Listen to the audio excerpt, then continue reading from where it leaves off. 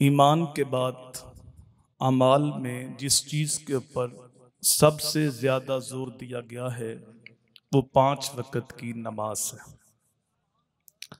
नमाज की अहमियत का अंदाज़ा इस बात से लगाया जा सकता है, जितने भी अहकाम शरीयत हैं उनका हुक्म ज़मीन पे नाज़िल हुआ, लेकिन जब मेरे मालिक ने नमाज का तोहफ़ा अता करना चाहा तो अपने महबूब को लामकां पे बुलाया, फिर नमाज का तोहफ़ा अता फरमाया। सहाबा कराम फरमाते हैं, हमारे दौर में जो नमाज पढ़ता था हम उसे मोमिन समझते थे, और जो नमाज नहीं पढ़ता था हम उसे काफिर समझते थे। बदनसीबी है कि आज हमारे मुआशरे में 5% लोग नमाज पढ़ते हैं, 95% लोग बेनमाजी हैं।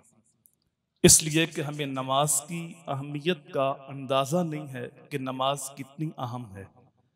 जो नमाज की अहमियत को जानते थे वो सारी सारी रात मुसल्ले पे गुजार देते थे और सुबह रब की बारगाह में अर्ज करते थे, बारी ताला तेरी रातें इतनी छोटी हैं, हमारा ज़ौक़े बंदगी ही पूरा नहीं होता। हजरत उमर फारूक रज़ी अल्लाह ताला अन्हु पर जब हमला किया गया तो आप फजर की नमाज पढ़ा रहे थे।